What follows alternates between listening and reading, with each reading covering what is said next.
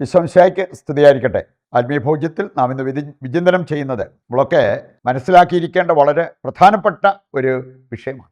മനുഷ്യർ നമുക്ക് പാരയാകാം, പക്ഷേ ദൈവം നമുക്ക് കൃപയേകും. നമ്മൾ ആരെങ്കിലും പാര ഇഷ്ടപ്പെടുന്നുണ്ടോ? ഇല്ല.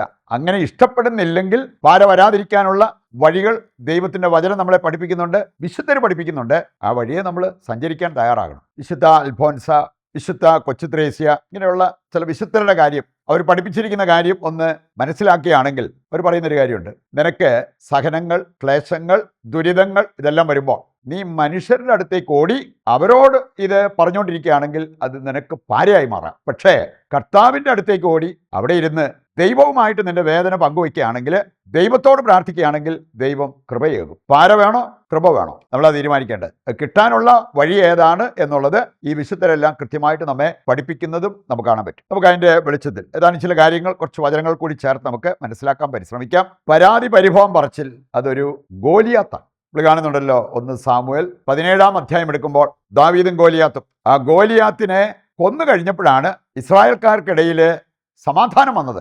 ഗോലിയാത്ത് ചത്തപ്പോൾ എന്ന് പറഞ്ഞ പോലെ നമ്മുടെയൊക്കെ ജീവിതത്തിൽ നമ്മൾ കൊല്ലേണ്ട ഒരു ഗോലിയാത്താണ് പരാതി പരിഭവം പറച്ചിൽ. എനിക്കറിയാം, പലരും ഷെയറിങ് നടത്താനും അല്ലെങ്കിൽ വെറുതെ കാണുമ്പോൾ കാഷ്വലായിട്ട് സംസാരിക്കാനൊക്കെ വരും. ഈ ചിലരെ സംബന്ധിച്ചിടത്തോളം അവർക്ക് വാ തുറന്ന ഇല്ലായ്മയുടെ കണക്ക് പരാതി പരിഭവം പറച്ചിൽ ഇത് മാത്രമേ ഉള്ളൂ. കുറച്ച് കഴിയുമ്പോൾ നമ്മളാണെങ്കിലും മടുക്കും. അങ്ങനെയുള്ള കാര്യങ്ങൾ കേട്ടോണ്ടിരിക്കുക അത്ര സുഖമുള്ള കാര്യമല്ല.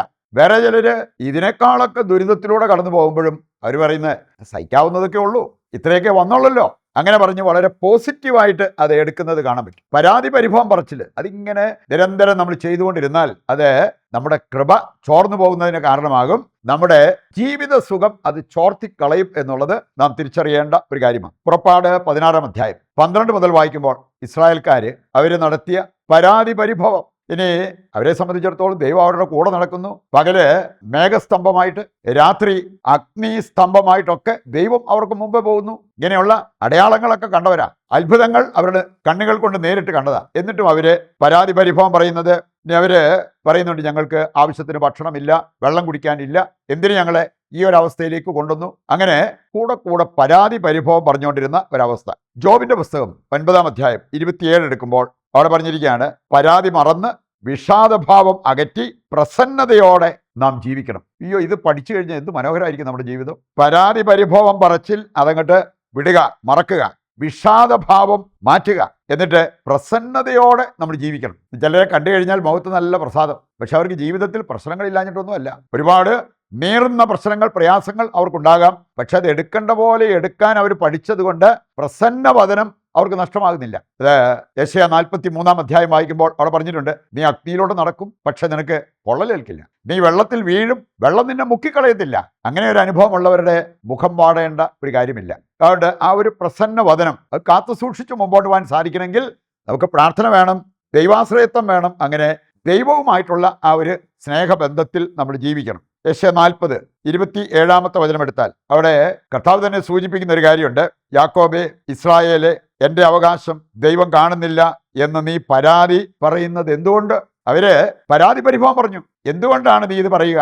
നിനക്കറിയില്ലേ ദൈവത്തിൻ്റെ സ്നേഹം എത്ര വലുതാണെന്ന്, ദൈവത്തിൻ്റെ കരുതൽ എത്ര വലുതാണെന്ന്? ആ ദൈവത്തിൽ ആശ്രയിച്ചാൽ, ചെറുപ്പക്കാര് ശക്തിയേറ്റ് വീണാലും കർത്താവിൽ ആശ്രയിക്കുന്നവർ കഴുകന്മാരെ പോലെ ചിറകടിച്ചുയരും. ഈ ഒരു കാര്യമാണ് കർത്താവ് അവരെ പഠിപ്പിച്ചത്. ബൈബിളിലൂടെ കടന്നു പോകുമ്പോൾ നമുക്ക് കാണാൻ പറ്റുന്ന ഒരു കാര്യമുണ്ട്, ജെറമിയ കോംപ്ലക്സ്. ഒത്തിരി പേരുടെ ഒരു പ്രശ്നമാണ് അവർക്ക് ഇൻഫീരിയോറിറ്റി കോംപ്ലക്സ്, അപകർഷതാബോധം. സുപ്പീരിയോറിറ്റി കോംപ്ലക്സ് അതിൻ്റെ നേരെ വിപരീത. പീകോക്ക് കോംപ്ലക്സ് അത് ഈ നഗളത്തെ സൂചിപ്പിക്കുന്ന. ഇങ്ങനെ ഒരുപാട് കോംപ്ലക്സ്, ഫിയർ കോംപ്ലക്സ്. ചിലരുടെ ജീവിതം അടുത്ത് പരിശോധിച്ചാൽ വലിയ ഷോപ്പിംഗ് കോംപ്ലക്സ് പോലെയാണ്, അവർക്കില്ലാത്ത കോംപ്ലക്സ് ഇല്ല. ഇതുപോലെ ഒരു കോംപ്ലക്സ് ആണ് ജെറമിയ കോംപ്ലക്സ്. ജെറമിയയുടെ പുസ്തകം 15 അധ്യായവും 20 അധ്യായം വായിച്ചു കഴിഞ്ഞാൽ അതേക്കുറിച്ച് ഏതാണ്ട് ഒരു ഗ്രാഹ്യം വരും. ഈ നന്മകൾ മറന്ന് ഇല്ലായ്മയുടെ കണക്ക് പറഞ്ഞ് പരാതി പരിഭവം പറയുന്ന ഒരവസ്ഥ, അതാണ് ജെറമിയയുടെ കാര്യത്തിൽ സംഭവിച്ചത്. അവനെ നന്നേ ചെറുപ്പത്തിൽ ദൈവം തെരഞ്ഞെടുത്ത് വലിയ കാര്യത്തിന് വേണ്ടി അവനെ നിയോഗിച്ചതാണ്. എന്നിട്ടും ഇടയ്ക്ക് അവൻ പറഞ്ഞു പോവുകയാണ്, ഞാൻ എന്തിനു ജനിച്ചു?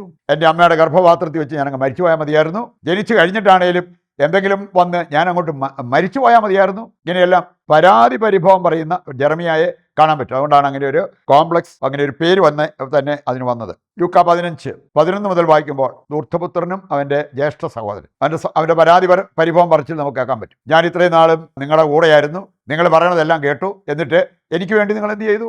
നിങ്ങളുടെ ധൂർത്തനായ മകൻ വന്നപ്പോൾ അവന് വേണ്ടി ഈ കാര്യങ്ങളെല്ലാം ചെയ്തില്ലേ? അങ്ങനെ പരാതി പരിഭവം പറയുന്ന ഒരവസ്ഥ. രണ്ടാമതായിട്ട് നമ്മൾ മനസ്സിലാക്കിയിരിക്കണം, മനുഷ്യർ ചിലപ്പോൾ നമുക്ക് പാരയാകാം. അവരുടെ ഒരു സഹതാപം കിട്ടാൻ വേണ്ടി, അങ്ങനെയുള്ള കാര്യങ്ങൾക്ക് വേണ്ടിയൊക്കെ ആയിരിക്കാം ചില സമയത്ത് നമ്മൾ മനുഷ്യരുടെ പക്കലേക്ക് ഓടുന്നതും അവരുമായിട്ട് ഈ കാര്യങ്ങളെല്ലാം വിളമ്പുന്നത്. അത് നമുക്ക് പിന്നീട് പാരയായിട്ട് മാറാം. പക്ഷെ അതിന് പകരം ദൈവത്തിൻ്റെ സന്നിധിയിൽ ഇരുന്നാലോ, ദൈവം പാര പണിയുന്നവനല്ല, പാലം പണിയുന്നവനാണ്. നമ്മൾ പ്രാർത്ഥിക്കുമ്പോൾ ദൈവവും നമുക്കും തമ്മിലൊരു പാലം, ഒരു കണക്ഷൻ അവിടെ വരികയാണ് ചെയ്യുന്നത്. അതാണ് നമുക്ക് അനുഗ്രഹപ്രദമാകുക. പിന്നെ നമുക്ക് കാണാൻ സാധിക്കും, ഇന്ന് ചില വ്യക്തികളുടെ ഒരു പ്രത്യേകത എന്ന് പറയുന്നത് അവരിങ്ങനെ പാര പണിയാൻ ഇഷ്ടപ്പെടുന്നവരുണ്ട്. വേറെ ചിലർ പാരയാകുന്നവരുണ്ട്. അവരറിയാതെ തന്നെ മറ്റുള്ളവർക്ക് അവർ പാരയാകും. അങ്ങനെയുള്ള ഒരവസ്ഥ വന്ന് അതിൻ്റെ പേരിൽ നമ്മൾ മുറിവേറ്റാലും ദൈവം പറയുന്നുണ്ട്, അവരല്ല നിന്നെ സുഖപ്പെടുത്തേണ്ടത്, നീ എൻ്റെ പക്കലേക്ക് തിരിയുക.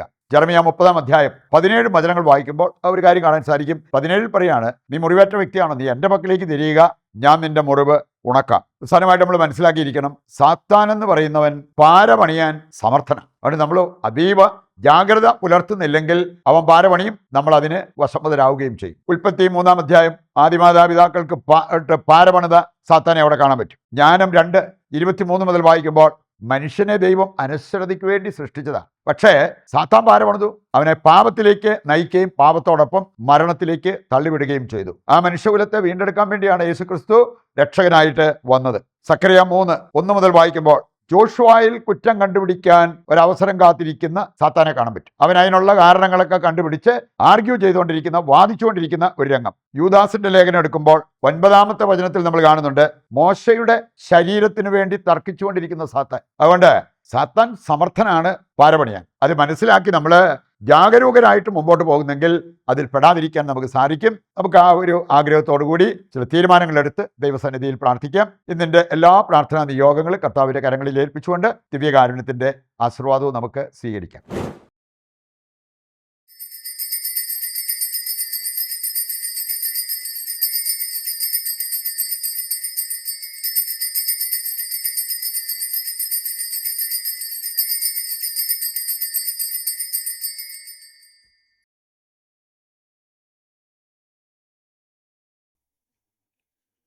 പരിശുദ്ധ പരമ ദിവ്യകാരുണ്യത്തിന് എന്നേരവും ആരാധനയും സ്തുതിയും പുകഴ്ചയും ഉണ്ടായിരിക്കട്ടെ. മറ്റൊരു എപ്പിസോഡുമായി നാളെ വീണ്ടും നമുക്ക് ഒന്നിക്കാം. ദൈവം നിങ്ങളെ സമർത്ഥമായി അനുഗ്രഹിക്കട്ടെ.